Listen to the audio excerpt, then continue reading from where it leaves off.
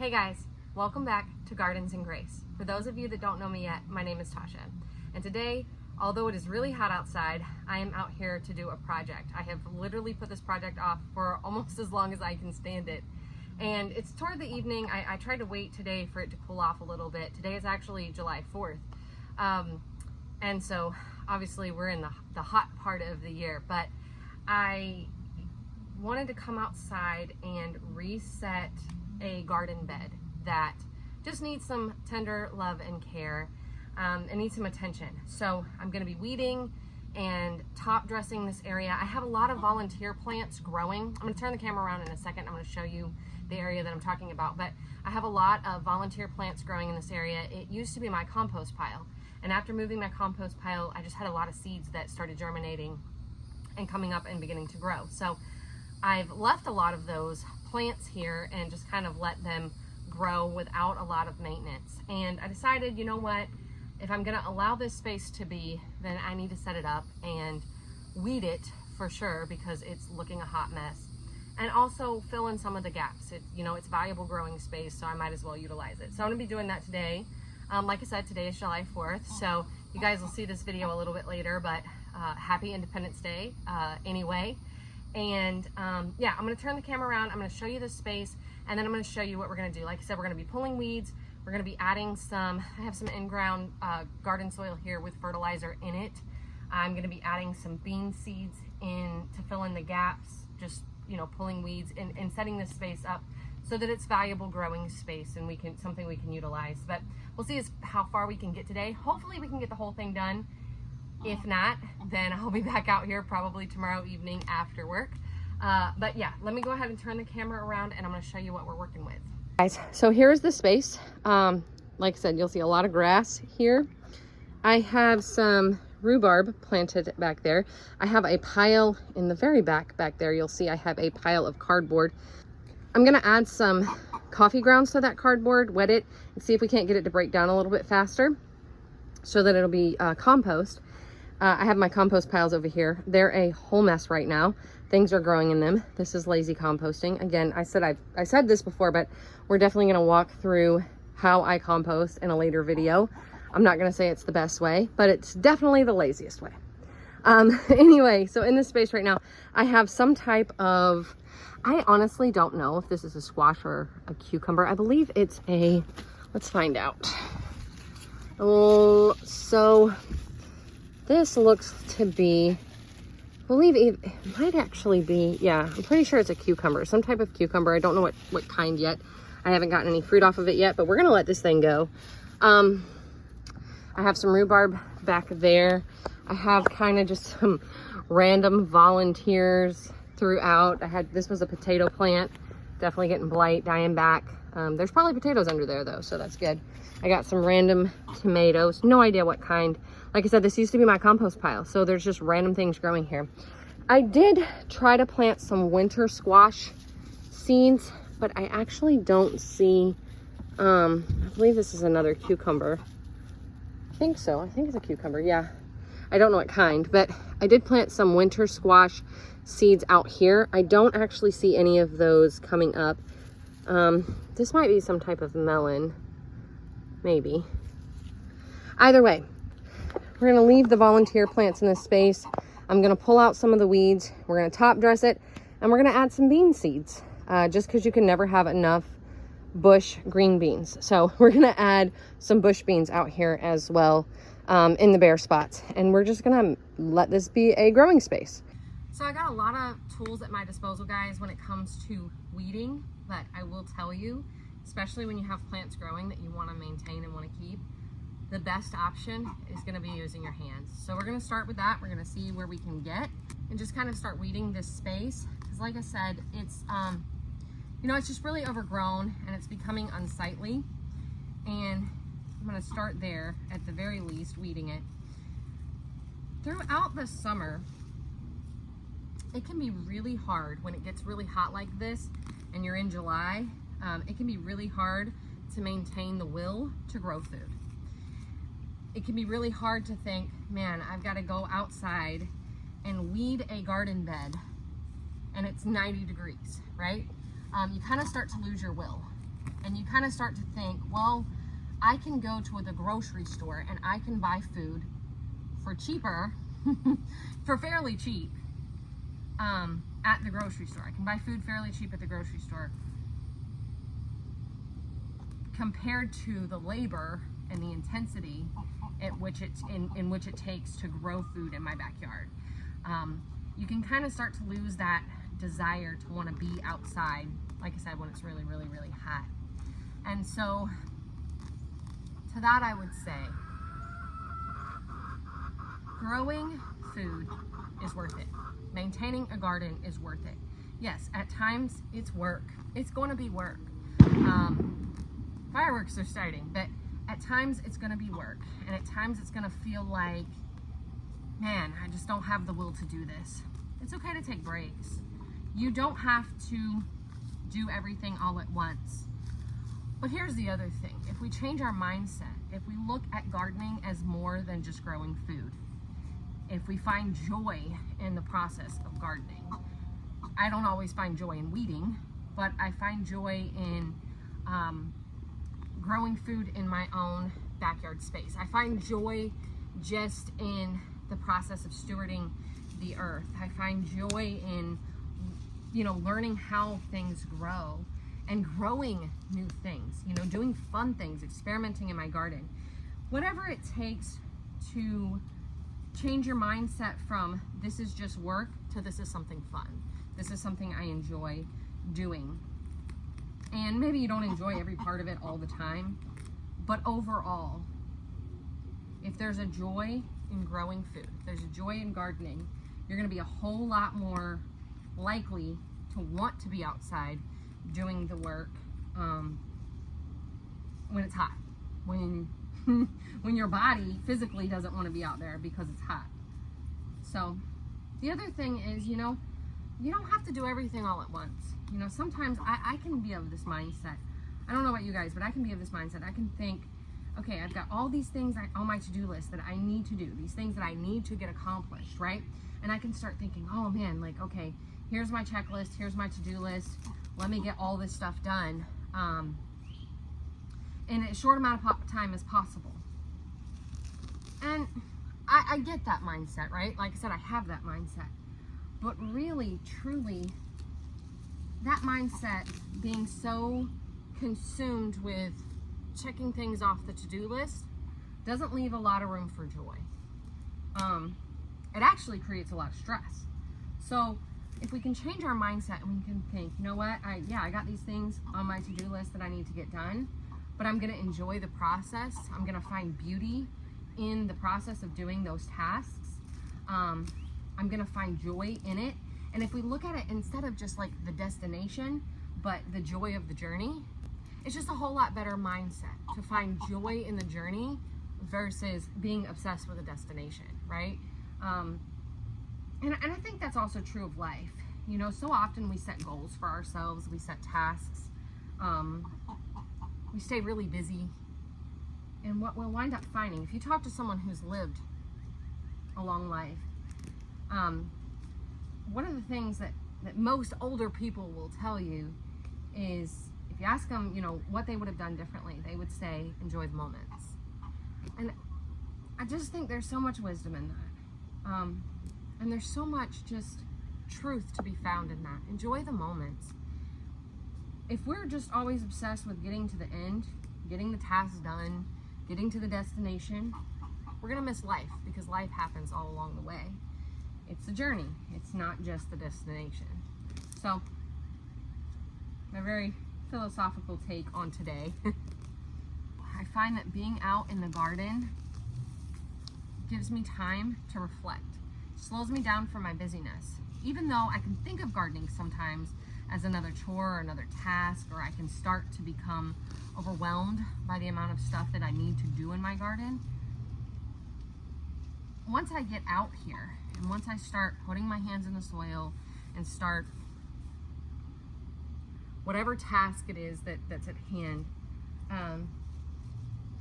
inevitably my mind begins to reflect. I begin to think on life, and I begin to see things differently, and it changes my mindset. A lot of times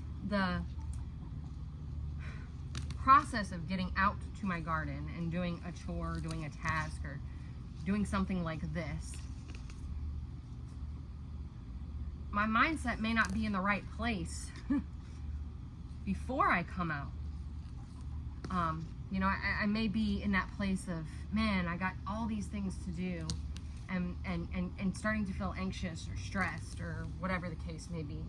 But once I'm out here, once I'm actually doing it, my mind begins to reflect and I begin to see things differently. You know, I'm not a medical expert, and I don't want to downplay this in any way when I say what I'm about to say. But I myself have struggled a lot with anxiety. I've struggled a lot with just being consumed by stress, being kind of obsessed with the what ifs of life, you know, being a single mom. I think anxiety is just part of that. Stress is just part of that. But gardening has really changed me when it comes to that. It's really done a wondrous work when it comes to having anxiety. Like, you know, I struggled a lot previously with, you know, a couple years ago with panic attacks, and it's not something I talk about often, but I feel that other people go through it, and I think it's something worth talking about and worth sharing. But you know, I struggled a lot with panic attacks, and I had contemplated like medication, and with what I'm saying, you know, I'm not against medication. I had contemplated taking it, but you know, and it may have helped me. I never wound up taking medication for it, but I will tell you that being out in the garden has definitely reduced my stress level, reduced my anxiety. And I say this all the time, maybe for you it's not a garden. Maybe for you it looks different. Maybe it's, you know, a hobby or some other type of hobby or some other way of enjoying life. But I really feel like we have to get something, find something meaningful to do with our time and with our life. We need to find something that brings us joy. And we need to find something that helps us feel connected to the world around us. For me, that's been gardening. And for me, gardening has reduced my stress level. It's reduced my anxiety. Like, I haven't had a panic attack in a long time. And in part, I attribute that to gardening. That may not be true for everyone, but it was true for me. So I also think there's something really powerful just about being with nature, being with God's creation, being with the earth. There's something really awesome about being in the moment of being in a garden, you know, feeling even just sensory, like, you know, sensory awareness or whatever we want to call it, but feeling the soil, feeling the plants, just being present in that moment. Being able to put down all the stress and the worries of life, come outside in the garden and just get your hands dirty. I don't know, there's something beautiful in that for me. What about you? Let me know down in the comments. Is there a place, you know, is it your garden or is it somewhere else that you find reduces your anxiety, reduces your stress level, calms you, brings you joy, brings you peace? What is that for you? What does that look like? There's a lot of grass in this space. It's absolutely ridiculous. I'm pulling it out and I'm like, every time I think I'm starting to get somewhere, I look around and realize there's a lot more that I haven't even begun to look at yet. So, ton of grass, man. Grass just, oh, you know what? That was a plant that I just pulled out of the ground. Oh well. I could keep this grass and use it, the grass that I'm pulling out of the space, I could really keep this and use it as a mulch. It'd be a really good option. It's a free mulch. And it would add organic matter back to the soil. But because my chickens really like grass, I'm actually going to give this grass to them when I'm all done.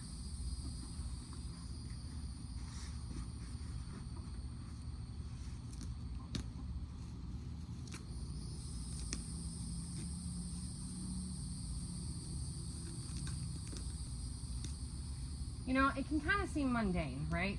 This chore, this task of just pulling weeds. And it is. It's a very mundane task. But for me, like, it's really weird. It's super satisfying to like get the roots up and get them out of the ground. I don't know, something satisfying about that.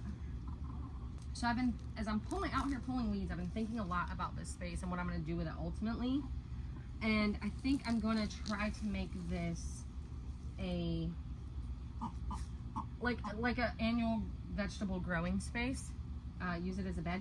It gets a little shaded because my fence is back here. There's a lot of shade that happens in this area. So because there's a lot of shade in this space, I'll have to be mindful of what I do plant here. There's kind of less shade as you come out this way toward the chicken coop, but right up against the fence there's a lot of shade. So finding things that don't need as much sun is ideal. And in your own garden, you're probably going to have spaces that have more shade than others. You're going to have spaces, you know, that get more sun. And so just kind of being mindful of that when you plant. And you know, a lot of people will ask me questions when it comes to, well, how do I know how much sun my space gets or how shadows fall? Here's the thing. Go outside. Go out there different times of the day, especially if you're just starting a garden space, if you're just setting up your garden space. There are, you know, you can use like a compass or even a compass on your phone for that matter. I think I have a compass on my phone, but to determine what's north, east, west, south, because you kind of want to orient your garden if possible. The best way to orient your garden, if you can get your garden south facing, the sun rises in the east and sets in the west. And if it has a good amount of sun, like not a lot of trees shading it or whatever, you're going to wind up with a much healthier growing space. And then if you kind of go out there and you'll notice how your shadow falls throughout different times of the day. You'll see where the sun is in the sky, where it is in relation to that spot. So if you're just setting up your garden, that would be my best advice to you. Go out over a couple of days and just see how the sun treks across the sky and what the exposure of sun is to that growing space before you begin, you know, amending your soil and planting in it. The other thing, like I was just talking about in this space, there's a lot more shade back against the fence. So this area back here, there's more shade than this area that's closer to me. So because I know that this area, because you know I'm out in my backyard every day, so I know this area gets about 6 to 8 hours, the closer you come to me, of direct sunlight. I know that the area behind me, or the area closer to the fence, gets about 5 to 6 hours, maybe even up to 7 hours of sun. So because of that, when I plant things here, I'm just going to be mindful of planting varieties that can tolerate a little bit more shade. 6 to 8 hours of sun is actually a really, for most of your plants, that's really what it's going to need.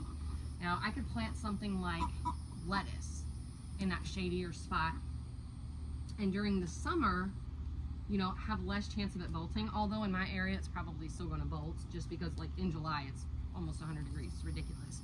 There are varieties that will do well in less sun. You know, lettuces do well in shadier spots. Spinaches can do well in shadier spots. You have lots of flowers, shade-loving flowers that'll do well. You know, there's a lot of things that can do well in shadier spots. Nothing is going to do well if it's fully shaded, so keep that in mind. You do not want a spot that's fully shaded. But if you have a spot that maybe gets 4 to 5 hours of sun or 4 to 6 hours, there are many things you can plant. Now, you may find that they grow a little slower. A lot of times if you put a plant in where it has less sunlight, it's going to grow a little slower than if it had direct sunlight for 6 to 8 hours. So keep that in mind when you're planting your garden. Read your seed packets. There's a ton of information on your seed packets. I always encourage you to start your plants by seed when possible. There are times where I will buy things, like if it's especially hard to germinate, like a lavender for me is ridiculously hard to germinate. You know, rosemary, things like that take a long time maybe, and that are perennial, I will go and buy. But most things I start by seed, and I definitely encourage you to do it too. things like your tomato plants, super easy to start by seed.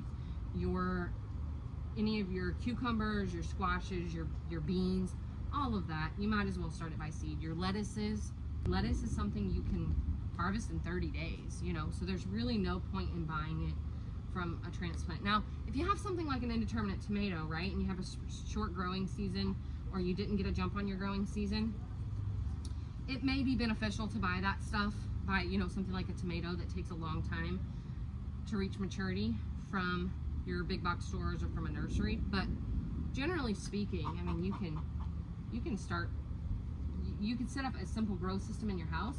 In most places, you don't even have to set up a simple grow system in your house. In most places, by the time it's warm enough to start your tomato seeds outside, even if you were to start them like on your porch or something, which is what I do, you would still have plenty of time to get a harvest before your frost sets in. Your tomato plants will survive all the way up until your frost, provided disease or pests don't take them out first. I'm starting to hear thunder, so I think we may get some rain here pretty soon. I've got this patch right here of really hard grass, so I'm gonna get my hoe out. Let's start getting some of these weeds where there's not anything growing. Okay, I just took out something that was growing. I don't know what that was.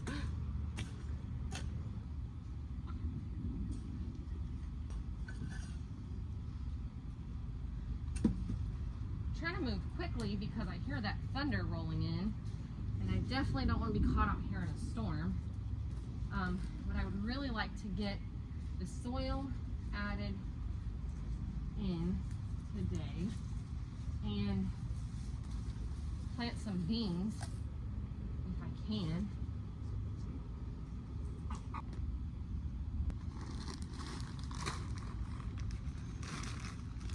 So I've got this in-ground soil, and I'm just going to do a quick top dressing.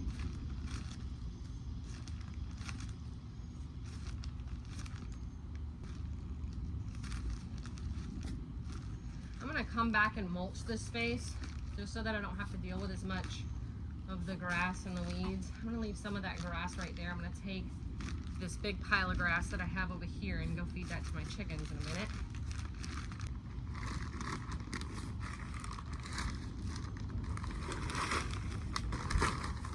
Okay, now that I'm officially super dirty and super sweaty, and I've pulled most of the weeds out of this space, I've added in that in-ground garden soil. I'm gonna use my trusty handy dandy little hoe here, and I'm gonna just kind of move the soil around just to kind of get an even layer of that in-ground soil. And then I'm gonna plant. I brought out some bush beans that I just have in this little container here, and I'm just gonna poke those in all the places that, in all the holes. I'm gonna poke those beans into all the holes.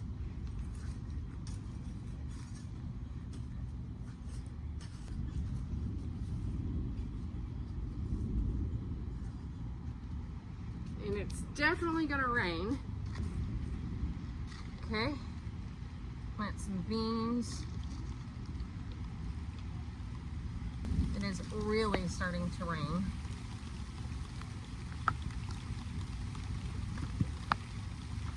Hey guys, so I've gotten several beans planted in this space. I'm sure I still have plenty more holes to fill, but it's starting to rain and I don't want my camera to get wet. So I'm gonna go ahead and go inside, and we'll come back out maybe tomorrow. I'll finish planting beans out here, and then I'm gonna add a mulch to cover this space. Now, when I add the mulch, the beans are gonna be able to come right up through that mulch, but it will suppress the weeds and the grass from being able to come up through that mulch. So, like I said, we're gonna finish this up probably tomorrow, so I'll see you then. Okay guys, so it's been raining, and this is what this garden space looks like after we pulled the majority of the weeds. So there might be a few weeds here or there, but for the most part, we've gotten them. It has been raining out here. There was a break in the rain, so I decided to come out here and film. It's still the same day. I assumed I wouldn't get back out here until tomorrow, but because there's a break in the rain, I'm gonna see how far I can actually get. I'm gonna go ahead and add some mulch to this garden bed. Now, the mulch I'm gonna be adding is gonna be the pine shavings. I've shown you guys that in other videos. So I'm just gonna layer down pine shavings. I get them from my local Tractor Supply store. It's about $7 for a big bag. And I'm gonna use the fine pine shavings that I get from Tractor Supply in this space, and I'm gonna use that as a mulch. And all the places where I planted those green beans, hopefully the wind and the rain has not moved them too much, but the places where I planted those bush beans, they will be able to just come right up through that mulch. But what it'll do is start to suppress some of the grass and the weeds. I definitely need to get back in this area over here and get some of that.